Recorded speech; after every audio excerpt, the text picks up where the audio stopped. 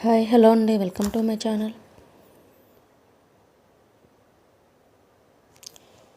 డమ్మీగా వచ్చిన చిన్ని అలియాస్ జైని శకుంతల ఇంటి కోడలుగా ఒప్పుకోవడంతో రుద్ర అండ్ గంగ ఒక్కసారిగా షాక్ అయిపోతారు.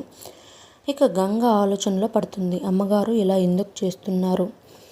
నిజంగా తనలో అంత టాలెంట్ ఉందని, తన ఇంటి కోడలుగా అయ్యే అర్హత ఉందని అంతలా నమ్ముతున్నారా అని ఆలోచనలో పడుతుంది గంగ. ఇది ఇలా ఉండగా మార్నింగ్ అవుతుంది. గంగ శకుంతల కంటే ముందే లేచి తలస్నానం చేసుకుని ఇంకా తులసికోట చుట్టూ ప్రదక్షిణలు చేస్తూ పూజ చేస్తుంది. అప్పుడే కరెక్ట్గా శకుంతల అక్కడికి వస్తుంది. వచ్చి గంగ వైపు చాలా కోపంగా చూస్తూ ఉంటుంది. ఇంకా గంగ శకుంతల దగ్గరికి వచ్చి, అమ్మగారు, నేను మీకంటే ముందే పూజ చేశానని అంటారా? అయితే ఏంటి, అప్పుడు సన్మానం చేయమంటావా అని అంటుంది. నేను అలా అనలేదు అమ్మగారు అని అంటుంది శకుంతల. అయితే నువ్వు ఏ ఉద్దేశంతో అన్నావో నాకు తెలుసు, కానీ నాకు అవసరం లేదు, వెళ్ళి ఇక్కడి నుంచి అని అంటుంది శకుంతల. అమ్మగారు, నేను మిమ్మల్ని ఒక్క విషయం అడగాలనుకుంటున్నాను, నాకు నిజం చెప్తారా అని అంటుంది. మీరు నిజంగా ఆ జైకి ఈ ఇంటి కోడలయ్యే అర్హత ఉందని మనస్ఫూర్తిగా నమ్ముతున్నారా? తనని ఎందుకు ఈ ఇంటి కోడలుగా చేసుకోవాలని అనుకుంటున్నారని అడుగుతుంది. తనని ఇంటి కోడలుగా ఎందుకు చేసుకుంటున్నానా కారణం నువ్వే అని అంటుంది. నేనా అని అంటారు. అవును, జైకి సమాజంలో ఒక పేరుంది. వాళ్ళు నాన్నగారు ఎవరు అంటే బాక్సింగ్ ఛాంపియన్ విశ్వనాథం అని చెప్పుకోవడానికి ఒక బ్యాక్గ్రౌండ్ ఇమేజ్ ఉంది. కానీ నీకేముంది? మీ నాన్న ఒక తాగుబోతు పైడిరాజు. మీ అమ్మ ఎక్కువగా వెళ్ళి ఎక్కడికో ఇల్లు పనిచేస్తూ ఉంటుంది. అలాంటి వాళ్ళకి పుట్టిన కూతురివి నువ్వు. బస్తీలో పెరిగిన నువ్వు మా ఇంటి కోడలైనప్పుడు జైకి ఏ అర్హత లేదంటున్నా? అంతకంటే అర్హత ఏముంటుంది కదా? నువ్వు ఈరోజు బాక్సింగ్లో బాక్సింగ్ చేసి ఏదో సాధిస్తాను అనుకుంటున్నావు. అదంతా మా రుద్ర పెట్టిన భిక్ష మాత్రమే. అది గుర్తుపెట్టుకో. నువ్వు బాక్సింగ్లో ఏం చేసినా, ఎలా ఉన్నా ఎప్పటికీ డ్రైవర్ పైడిరాజు పని మనిషి లక్ష్మి కూతురివే నువ్వు అని చాలా ఘోరంగా అవమానిస్తుంది గంగ అని శకుంతల. అప్పటి నుండి గంగలో ఇంకా ఫైర్ అనేది ఎక్కువ అవుతుంది. గంగకి చాలా బాధేస్తుంది. కళ్ళ నిండా కన్నీళ్ళు వస్తూ ఉంటాయి. ఇంకా నైట్ వరకు గంగ అలా తనలో తాను లోన బాగా బాధపడుతూ ఉంటుంది. అయితే ఈలోగా బాక్సింగ్ ప్రాక్టీస్ చేస్తూ ఇంకా సౌండ్ బ్యాగ్ని కొడుతూనే ఉంటుంది. అప్పుడే కరెక్ట్గా రుద్ర గంగ అని పిలుస్తాడు. గంగ ఎక్కడా కనిపించట్లేదు. ఏమైంది? గంగ ఎక్కడుంది రంగా అని అడుగుతారు. ఏమో బావా, ఏంటో నాతో మాట్లాడట్లేదు. నేను ఐస్ క్రీమ్ ఇస్తానన్నా తినట్లేదు. ఎక్కడుందో నాకు అర్థం కావట్లేదు. ఏమైందో చెప్పవే అంటే నాతో చెప్పట్లేదు అని అంటారు. అవునా, తను ఎక్కడ ఉంది అని అడుగుతారు. వెంటనే ల్యాండ్లో ఉందని చెప్తారు. ఇంకా లాన్లోకి వెళ్తున్నమాట. రుద్ర చూసేసరికి గంగ కళ్ళలో చాలా సీరియస్ కోపం, బాధ, ఫ్రస్ట్రేషన్ అన్నీ కనబడుతూ ఉంటాయి. ఇంకా రుద్రకి ఈ విషయం అర్థమయ్యి గంగ ఎప్పుడెప్పుడు బాక్సింగ్ ప్రాక్టీస్లో బ్రేక్ తీసుకుందామా అని చూస్తూ ఉంటావు. అలాంటిది మార్నింగ్ నుంచి కంటిన్యూగా బాక్సింగ్ ప్రాక్టీస్ చేస్తున్నావు. కనీసం వాన పడుతుందనే విషయం కూడా ఆలోచించకుండా ఉన్నావు. ఏమైంది? నిన్ను ఎవరేమైనా అన్నారా?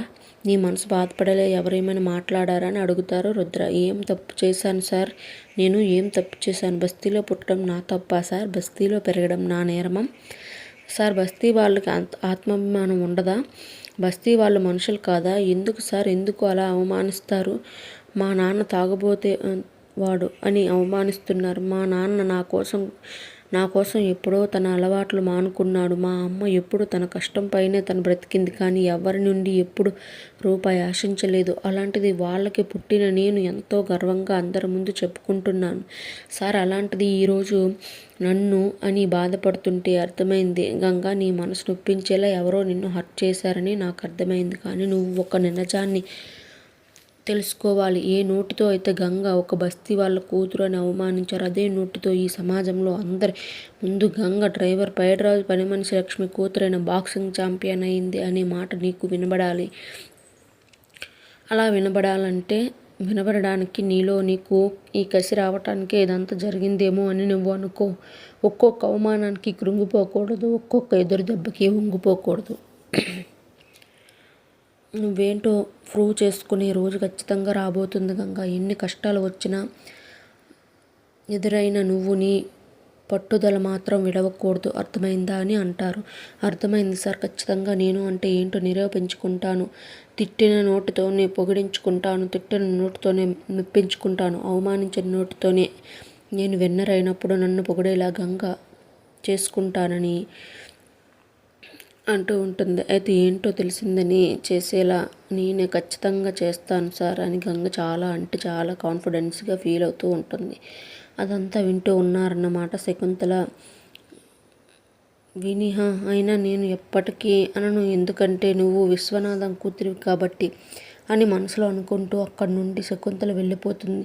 ఇది ఇలా ఉండగా మార్నింగ్ అవుతుంది. గంగా, రుద్ర ఇద్దరు కలిసి ఇంకా అలా పోలీస్ స్టేషన్ అయితే బయలుదేరుతారు. అప్పుడే ఇంకా వీరు వీళ్ళనైతే గమనిస్తూ ఫాలో అవుతాడు. వీళ్ళేంటి ఎక్కడికి వెళ్తున్నారని చెప్పి ఇంకా అలా ఫాలో అయ్యి చూసేసరికి వాళ్ళు చాలా క్లియర్గా పోలీస్ స్టేషన్కి వెళ్తున్నారనే విషయం అయితే అర్థమవుతుంది. ఇదేంటి వీళ్ళు పోలీస్ స్టేషన్కి ఎందుకు వచ్చారు అని ఆలోచిస్తూ ఇంకా లోపలికి వెళ్తాడా అన్నమాట. వీరు వెళ్ళి చూసేసరికి, నమస్కారం సార్, నేను మీకు కంప్లైంట్ ఇవ్వడానికి వచ్చాను అని అంటారు రుద్ర. ఏ విషయంలో సార్ అని అడిగేసరికి, మాకు తెలిసిన ఒక పర్సన్ అనుకోకుండా యాక్సిడెంట్లో చనిపోయారు, కానీ ఆయన కాజ్ ఆఫ్ డెత్ అనేది చాలా అన్యూజువల్గా ఉంది, కాబట్టి ఎలా అయినా మీరే మాకు హెల్ప్ చేయాలి. ఆయనది న్యాచురల్ డెత్ లేకపోతే కావాలనే ఎవరైనా యాక్సిడెంట్ చేశారా అనే విషయాన్ని మీరైనా ఎంక్వైరీ చేయాలి సార్ అని అంటారు. ఒకసారిగా వీరు అయితే షాక్లో ఉండిపోతాడు. ఇదేంటి వీళ్ళు ఈ రామనాథం చనిపోయిన కేసుని వదలరా, ఇలా వచ్చారేంటి అని ఆలోచిస్తూ ఉంటారు. తప్పకుండా సార్, మీ కంప్లైంట్ ఇచ్చి వెళ్ళండి. మీ గురించి మాకు తెలుసు కదా, మీరు న్యాయం ఉంటేనే ఇక్కడి వరకు వస్తారు. మేము ఖచ్చితంగా నిజాలు తెలుసుకుని మా ఎంక్వైరీలో జరిగింది మీకు చెప్తామని చెప్పి ఇంకా అలా కంప్లైంట్ అయితే తీసుకుంటారు. సార్, కంప్లైంట్ ఇచ్చాం కదా సార్, అప్పుడు మనం హ్యాపీగా ఉండొచ్చు అని అంటుంది. లేదు గంగా,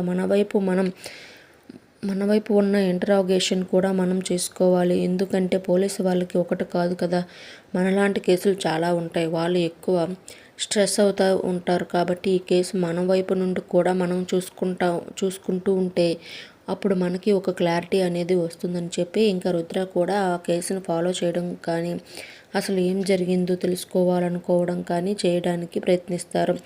ఇది ఇలా ఉండగా ఇంకా అలా గంగ అయితే బాక్సింగ్కి హ్యాపీగా ఇంటికైతే వెళ్తుంది. ఇంటికి వెళ్ళి ఇక ప్రశాంతంగా చూస్తూ ఉంటుందన్నమాట విశ్వనాథం. గంగా, నువ్వు ఇంకొక 3 days మాత్రమే నా దగ్గర ట్రైనింగ్ తీసుకుంటున్నావు.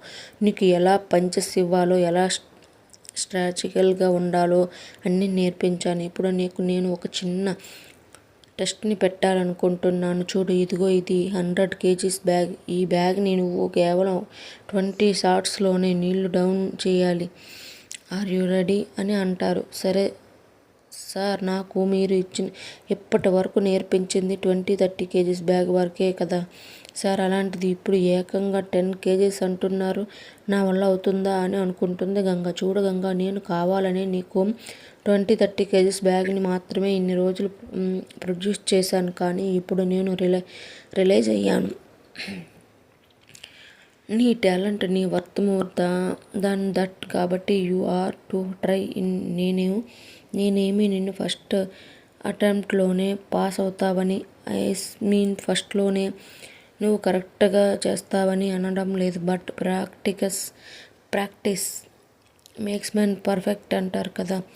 సో ట్రై చేయి, తర్వాత నీకే అలవాటు అవుతుంది. గో హెడ్ అని ఇంకా అలా ఆలోచిస్తుంటే, అమ్మో నాకు భయమేస్తుంది, ఇప్పుడు ఏం చేయాలి అని, నా చేతులు విరిగిపోతాయేమో, 100 kgల బ్యాగులంటే మాటలా అని ఇంకా ఆలోచిస్తూ ఉంటే ఒక్కసారిగా కళ్ళు మూసుకుంటుంది గంగ.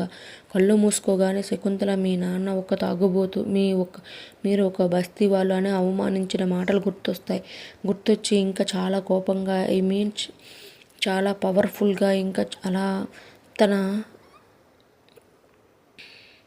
చేతిని బిగించి గట్టిగా కొట్టేసరికి ఒక్కసారిగా ఇంకా ఆ బ్యాగ్ అయితే ఒక 20% నీళ్ళు డౌన్ అవుతుంది.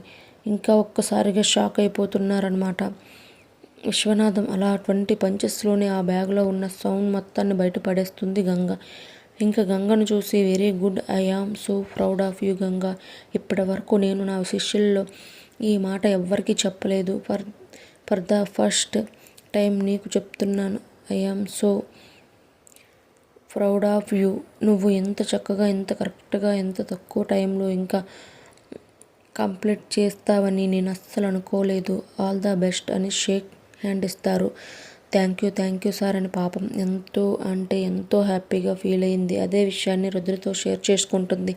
రుద్ర కూడా చాలా హ్యాపీగా ఫీల్ అవుతారు. గంగ, నువ్వు నీ లక్ష్యానికి ఇంకా ఎంతో దూరంలో లేవు కాబట్టి ఇంకా కష్టపడాలి సరే అని చెప్పి రుద్ర హ్యాపీగా ఎంకరేజ్ చేస్తూ ఉంటారు గంగని. గంగ చాలా అంటే చాలా హ్యాపీగా ఫీల్ అవుతుంది. ఇదంతా గమనిస్తూ ఉంటుంది శకుంతల. గమనిస్తూ ఏంటి ఈ గంగ ఎంతలా దూసుకుపోతుంది, నో నెవర్, ఇలా జరగకూడదు. ఈ గంగని ఎప్పుడు ఏదో ఒక పనిలో పెడుతూ ఉండాలి. అప్పుడే నేను అనుకున్నది సాధిస్తాను. తన పనులన్నీ చేయలేక ఓడిపోతుంది. అది చూసి నేను నవ్వుకుంటాను. నా ఈగో సాటిస్ఫాక్షన్ అవుతుంది అని ఇంకా గంగ వచ్చి ఈ పని చెయ్యి అని చెప్పి కావాలనే గంగకైతే పనులని చెప్తూ ఉంటుంది. పాపం గంగ అన్ని పనులు చేస్తూ ఉంటుంది. అండ్ శ్రావణ మాసం మొదలవుతుంది. ఇంట్లో శ్రావణ మాసం వచ్చేలోపు ఇల్లంతా క్లీన్గా చేసుకోవాలనే నియమం ఉంది అని అంటారు. వెంటనే విజయేంద్ర, ఏముంది శకుంతల, పని వాళ్ళకి పిలిస్తే వస్తారు కదా అని అంటారు. ఓ పని వాళ్ళు వస్తారా? అయితే గంగ ఎక్కడ? గంగ మీ అమ్మగారు పని మనిషే కదా, మరి ఆవిడని రమ్మంటావా లేకపోతే నువ్వే క్లీన్ చేస్తావా అని పొగరుగా ఉంటుంది. శకుంతల, హద్దులు దాటి మాట్లాడుతున్నావని అంటారు విజయేంద్ర. ఏంటి, నేనేమి హద్దులు దాటి మాట్లాడేది? నేను కరెక్ట్గానే మాట్లాడుతున్నాను. ఆ విశ్వనాథం ఇంట్లో వీళ్ళ అమ్మ లక్ష్మి పని చేయట్లేదా ఏంటి? ఒకప్పుడు తన సత్యనారాయణ వ్రతంలో కూడా పని చేయడానికి వచ్చింది కదా, అదేమి తప్పు కాదే, నేనేం తప్పుగా మాట్లాడలేదే అని అంటారు. ఇక వెంటనే శకుంతలతో, చూడు శకుంతల, నీకేదో అయ్యింది. ఈ మధ్య నీలో మళ్ళీ ఏదో మార్పు వచ్చింది. ఒకప్పట్లా గంగని ఎందుకు ప్రేమగా చూడటం లేదు? నువ్వు గంగని ప్రేమగా చూడకపోయినా పర్లేదు, కానీ గంగ అమ్మ నాన్నలు పదే ఇలా అవమానించడం కరెక్ట్ కాదు అని అంటారు. మీరేమైనా చెప్పండి, నేను అన్న దాంట్లో తప్పేముంది? ఆవిడ పని మనిషి కాదా? చెప్పండి, నేను ఒప్పుకుంటాను, పని మనిషే కదా. అలాంటప్పుడు నామోషి ఎందుకు? ఏంటి గంగ, పిలుస్తావా ఆవిడ్ని అని అడుగుతారు. అమ్మగారు, మీ మాటలు నన్ను చాలా బాధ పెడుతున్నాయి. ఏ పనినైనా చెప్పండి, నేను చేస్తాను. మా అమ్మని ఇక్కడికి పిలవలేను అని అంటుంది గంగ. అవునా, పౌరుషం బాగానే పొడుచుకొచ్చిందే. అయితే ఇల్లంతా ఎక్కడా చిన్న దుమ్ము కూడా లేకుండా, ఇదంతా డస్ట్ కూడా లేకుండా మొత్తం పనిచేసి తర్వాత నీ బాక్సింగ్ ప్రాక్టీస్కి వెళ్ళు. అంతేకాని ముందు వెళ్ళానంటే ఊరుకోనని చెప్పి స్ట్రాంగ్గా చెప్తుంది. పాపం గంగ ఏమో ఇంకా అన్ని పాయింట్ పనులన్నీ చేయడం అయితే స్టార్ట్ చేస్తుంది. ఇంకా రుద్రకి చాలా బాధిస్తుంది, కానీ ఏమీ చేయలేడు. ఎందుకంటే he's been loyal to his పెద్దమ్మ. వాళ్ళ పెద్దమ్మే తనకి అసలు ఏం చేసినా సరే వాళ్ళ పెద్దమ్మ మాట కాదనరు కాబట్టి, వాళ్ళు పెద్దమ్మని ఎదిరించలేరు కాబట్టి ఇంకా ఇలా సైలెంట్గా ఉండిపోతాడు. రుద్ర అప్పుడే విజయదీవున రంగా వచ్చి, ఏంటి బావా, నీ కళ్ళ ముందే ఎంత అన్యాయం జరుగుతుంది. అది ఇప్పుడు బాక్సింగ్ ప్రాక్టీస్కి చెల్లి వెళ్ళాలి. ఆ విషయం నీకు తెలుసు కదా, తెలిసి కూడా తను ఇంతలా అలసిపోతున్నా నువ్వేం పట్టించుకోవా అని అడుగుతారు. మనసులో నీకంటే 1000 రెట్లు బాధపడుతున్నాను రంగా, కానీ అది బయటికి చెప్పలేను. ఎందుకంటే గంగలో ఉన్న కాన్ఫిడెన్స్ని నింపాలంటే ఇది తప్ప ఇంకొక దారి కూడా నాకు కనిపించట్లేదు అని చూపిస్తూ ఉంటాడు రుద్ర. ఇంకా పాపం గంగ ఏమో అన్ని వర్క్ చేసి అప్పుడు ఇంకా విశ్వనాథం దగ్గరికి అయితే బయలుదేరుతుంది. తన బాడీ మొత్తం ఇంకా చాలా అలసిపోతుంది, స్ట్రెస్ అయిపోతుంది. ఇంకా విశ్వనాథం ఏమో, గంగ ఈరోజు నువ్వు అని చెప్తూ ఉంటే పాపం చాలా అలసటగా ఉంటుంది గంగకి. ఆర్ యూ ఆల్ రైట్, నువ్వు టైర్డ్గా కనబడుతున్నావు అని అంటారు. లేదు సార్, నేను బాగానే ఉన్నానని అంటుంది గంగ. నువ్వు టైర్డ్గా ఉన్నావు చూడు. ఒక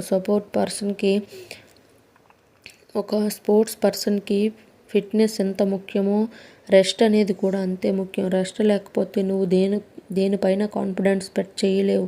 కాబట్టి నువ్వు రెస్ట్ తీసుకోవాలి, అర్థమైందా అని అంటారు. సర్లే సార్, పర్లేదు సార్ అని అంటుంది. నువ్వు చెప్తున్నాను కదా, ఈరోజు నువ్వు రెస్ట్ తీసుకో, అర్థమైందా అని అంటారు. ఇంకా వెంటనే పాపం చాలా హ్యాపీగా ఫీల్ అవుతుంది గంగ. అయితే సార్, నేను చెప్పకపోయినా మీరు నా గురించి అర్థం చేసుకున్నారు. నాకు చాలా అంటే చాలా సంతోషంగా ఉంది సార్ అని అనేసరికి ఇంకా అలా గంగ తలపై చేయి వేస్తారన్నమాట. For the first time Vishwanath ఇంకా అలా చేయి వేసేసరికి గంగ ఏదో తెలియని ఒక ఫీలింగ్, అంటే ఆయన